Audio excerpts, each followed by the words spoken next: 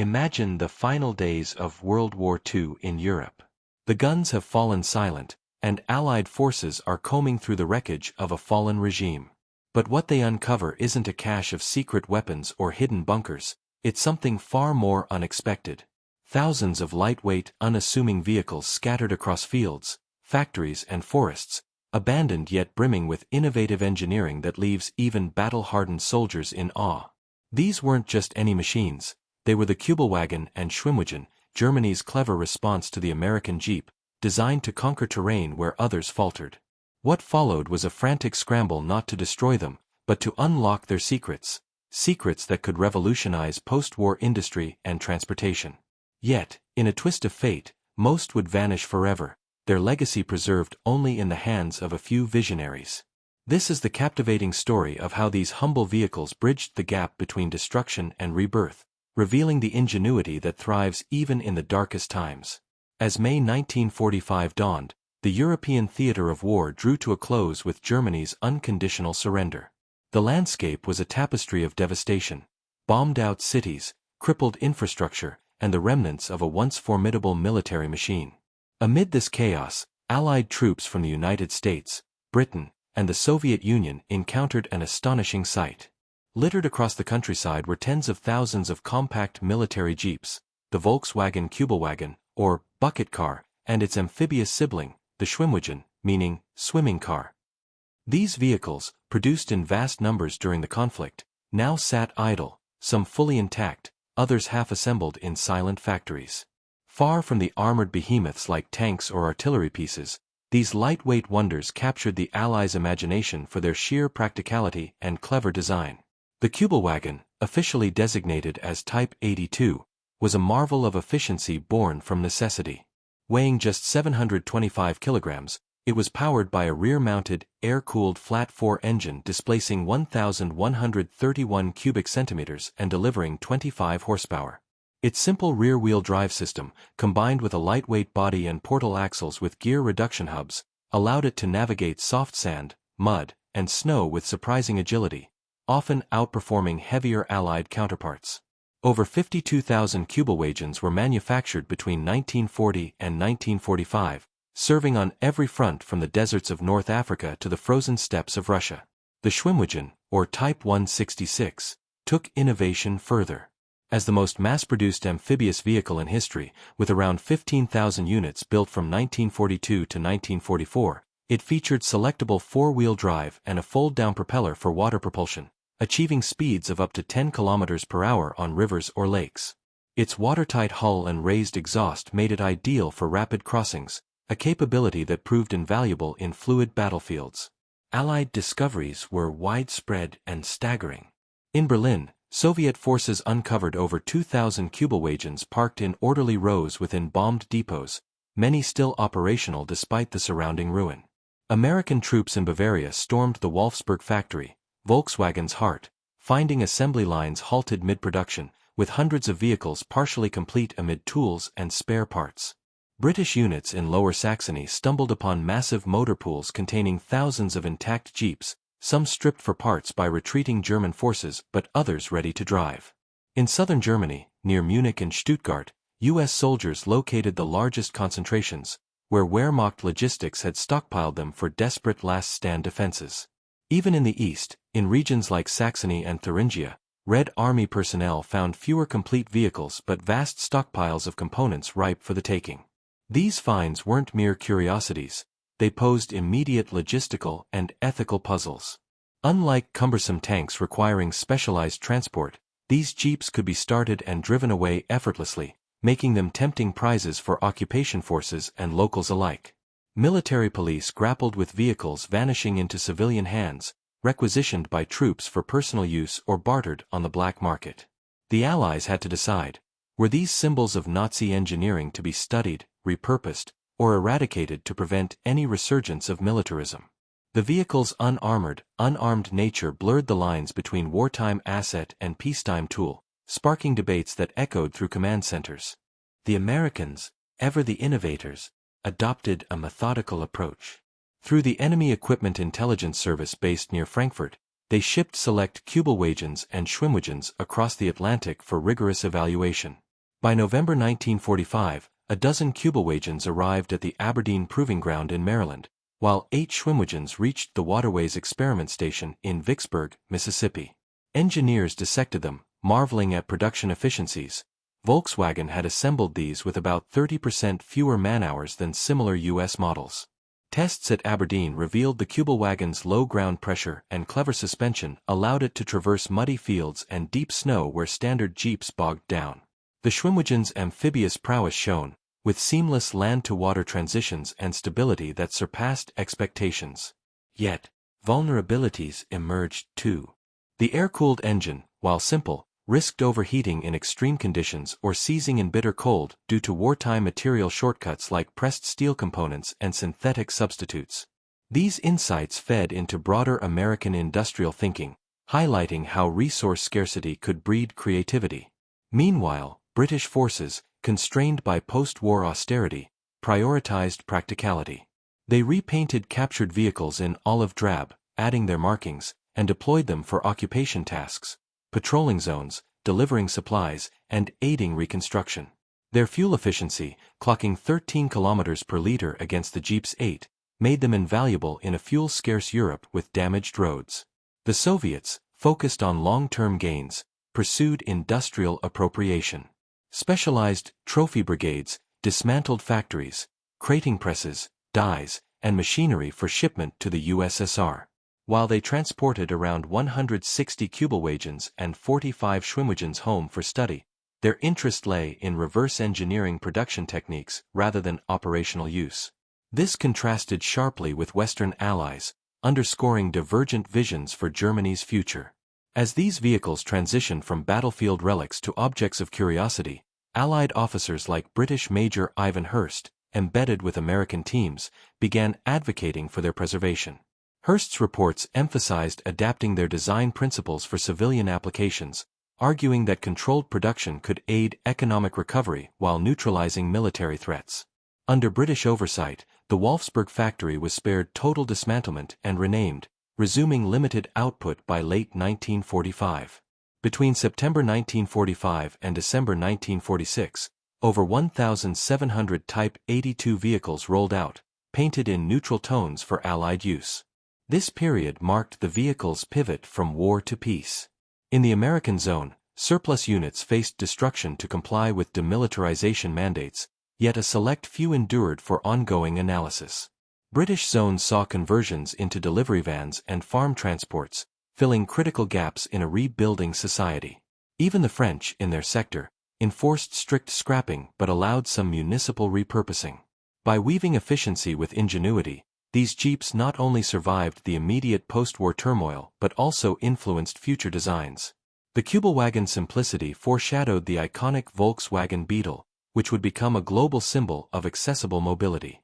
As debates raged, the true value emerged. These weren't just machines of conflict but blueprints for innovation, proving that even in defeat, clever engineering could light the path to renewal. As the dust of surrender settled in the summer of 1945, the true value of these captured German Jeeps began to crystallize in the minds of Allied commanders. What started as battlefield curiosities quickly evolved into assets that could aid, or complicate, the massive task of occupying and rebuilding a shattered continent. The Kübelwagen's rugged simplicity and the Schwimmwagen's remarkable water-crossing ability offered practical solutions in a Europe where fuel was rationed, roads were cratered, and rivers still separated communities. Yet, the shadow of demilitarization loomed large. Allied policy demanded the systematic elimination of anything that could revive German military potential. These lightweight vehicles, though unarmed and unarmored, carried the stigma of their wartime origins, forcing decision-makers into difficult choices that varied dramatically by occupation zone. In the American sector, scientific curiosity drove the response. Captured examples were funneled to specialized testing facilities, with priority given to understanding how Volkswagen achieved such efficiency under extreme resource constraints. At Aberdeen Proving Ground, engineers put the Kübelwagen through grueling trials on soft ground, steep inclines, and flooded tracks. Results highlighted its advantages. Lower ground pressure from wide tires and a balanced weight distribution let it float over mud and snow where heavier American Jeeps sank. The rear engine layout provided excellent traction without complex four-wheel drive, and the air-cooled motor required minimal maintenance, no radiator to freeze or clog. Fuel consumption impressed too, often doubling the range of comparable vehicles on scarce wartime gasoline. The Schwimmwagen underwent parallel evaluations in Mississippi's waterways, where its propeller-driven speed of around 10 km per hour and stable hull design allowed confident river fords that Allied amphibious trucks struggled to match. These tests weren't just academic exercises. They fed into broader post-war engineering discussions, revealing innovations in simplified assembly, stamped components, and material substitution that American manufacturers could adapt for civilian production. However, the same reports flagged drawbacks born from wartime shortcuts: synthetic rubber seals that degraded quickly, pressed steel parts prone to warping, and an engine vulnerable to extreme cold without proper warm-up. By mid-1946, as demilitarization intensified, many surplus units met a grim end. In training areas like Grafenwehr and Hohenfels, bulldozers flattened rows of Kübelwagens, while artillery crews used others for live-fire practice.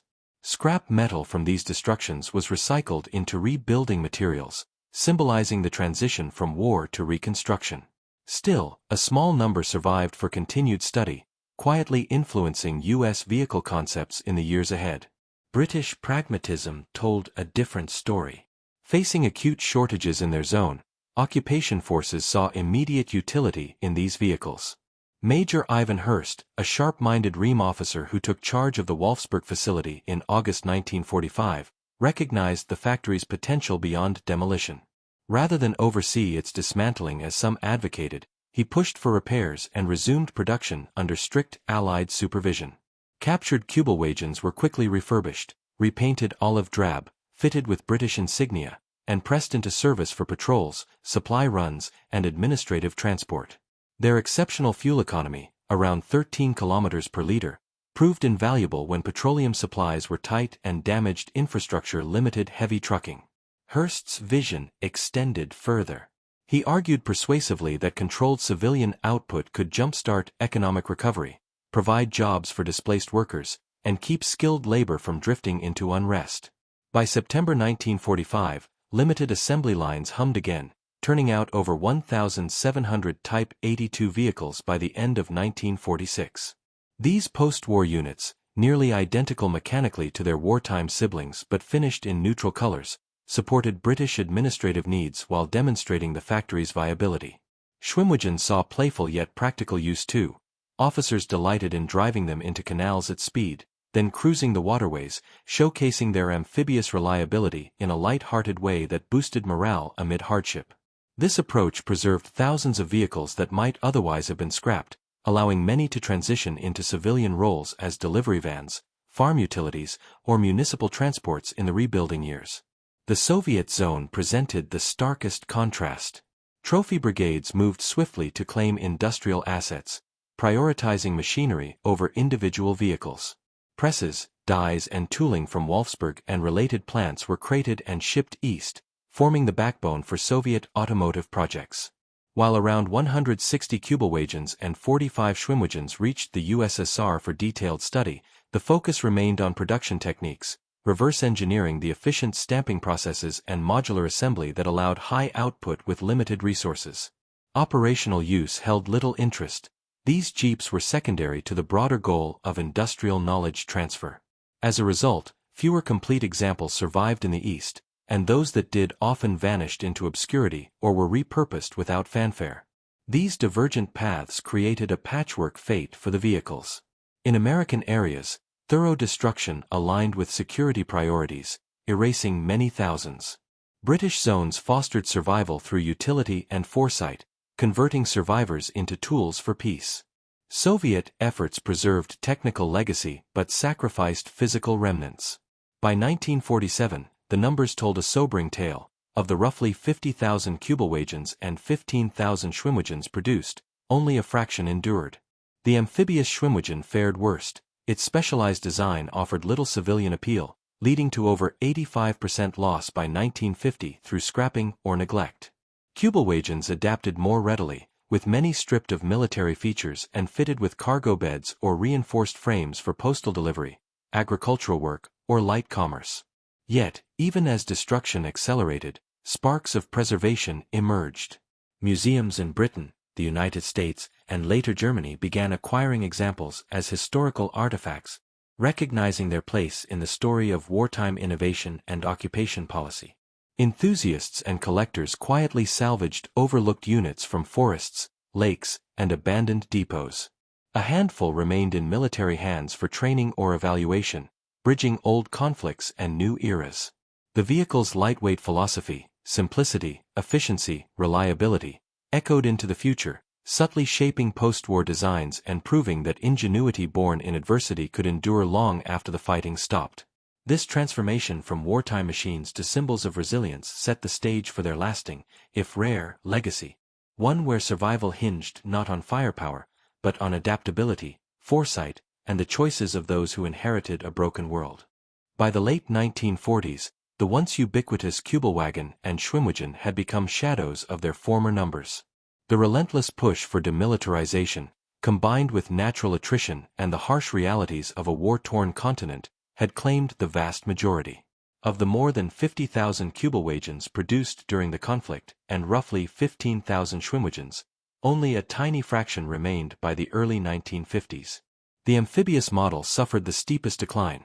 Its specialized design offered almost no path to civilian adaptation, resulting in over 85% being scrapped, abandoned, or destroyed within 5 years of the war's end. The Kübelwagen proved more resilient, thanks to its straightforward mechanics and versatility, allowing thousands to find new life as workhorses in Germany's rebuilding economy. In the British zone, where pragmatism had prevailed, many surviving vehicles were sold directly to municipalities, public utilities, farmers, and small businesses. Owners stripped away military paint, removed any remaining insignia, and often modified the chassis, adding cargo beds, reinforced frames, or simple pickup bodies. These converted Kübelwagens became postal vans rumbling through reconstructed villages, agricultural transports hauling produce across muddy fields, and light delivery vehicles keeping supply chains alive in cities still scarred by bombing. Their low weight, exceptional fuel economy, and ability to handle poor roads made them ideal for a nation where every liter of gasoline mattered and heavy trucks were scarce. In some cases, owners even fabricated enclosed cabs or added side panels, turning the open-top Jeeps into practical all-weather utility vehicles that helped stitch together the fabric of everyday life. Across the occupation zones, the vehicle's fate reflected the broader philosophies of the victorious powers. American thoroughness ensured meticulous documentation but also methodical destruction of surplus stock.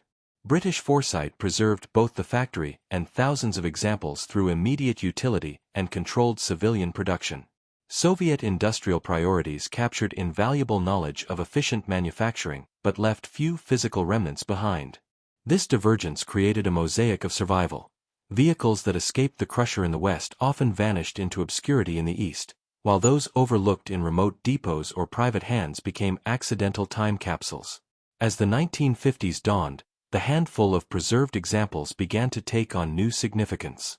Military museums in Britain, the United States, and eventually a recovering West Germany started acquiring intact specimens, recognizing them as tangible links to the story of wartime ingenuity under extreme constraints. The Imperial War Museum in London secured several early on, displaying them alongside Allied Jeeps to illustrate contrasting design philosophies. In the United States, the Smithsonian Institution and Aberdeen Proving Ground archives retained a few for historical reference, while private collectors quietly salvaged units from forgotten storage yards and rural barns. In Germany itself, the Deutsches Museum in Munich became home to some of the best-preserved examples, allowing visitors to see firsthand the engineering that had once supported an entire war machine yet now symbolized efficient, resource-conscious mobility. Restoration efforts gained momentum from the 1980s onward. Enthusiasts scoured old battlefields, drained lakes, and overgrown forests, recovering vehicles that had lain hidden for decades. In 1984, a team in Norway raised a remarkably intact Schwimmwagen from the bottom of a deep lake, its watertight hull having protected it from corrosion. In the late 1990s, Polish foresters stumbled upon several Kübelwagens abandoned during the final retreats of 1945, their chassis still solid despite years of exposure. These finds fueled a small but dedicated community of restorers who painstakingly rebuilt engines, rewove seats, and replicated wartime finishes. Today, Fully operational examples command high prices at specialist auctions, often fetching tens of thousands of dollars, not merely as collectibles but as rare testaments to a pivotal moment in industrial history. The enduring appeal of these vehicles lies in their quiet defiance of expectations. Built for war under severe material shortages, they embodied clever solutions: portal axles for extra ground clearance, air cooling to eliminate vulnerable radiators, lightweight construction to maximize range, that allowed them to outperform expectations on every front. Yet their true legacy unfolded in peace. The philosophy of simplicity, reliability, and efficiency that defined the Kübelwagen directly informed the post-war Volkswagen Beetle, which carried those same principles into millions of civilian lives worldwide. The Beetle's rear-engine layout, torsion bar suspension, and minimalist design owed much to lessons learned from wartime production at Wolfsburg. Even the Schwimmwagen's amphibious concept influenced later military designs, though its civilian future remained limited. In museums and private collections today, fewer than 400 Kübelwagens and barely 160 Schwimmwagens are believed to survive globally, a fraction so small that some rare variants are scarcer than certain legendary tanks of the era. Visitors who pause before these displays encounter more than old military hardware. They see machines that navigated deserts, rivers, and snowfields under fire, then bridged the chasm between total war and tentative peace. They represent the ingenuity that flourishes even when resources vanish, the pragmatic choices that shape reconstruction, and the thin lines separating tools of destruction from instruments of renewal. The story of the Kübelwagen and Schwimmwagen is ultimately one of survival through adaptation. They were never the most powerful or heavily armed vehicles of the war, yet they outlasted many that were. Their endurance depended not on armor or firepower, but on clever engineering, fortunate geography, bureaucratic decisions, and the vision of individuals who saw potential where others saw only scrap. In the end, these humble jeeps stand as silent witnesses to a profound historical truth. When the fighting stops, the machines that best serve peace are often the ones built with the least fanfare and the most ingenuity. They remind us that even in the aftermath of devastation, small, smart designs can help rebuild the world, one quiet kilometer at a time.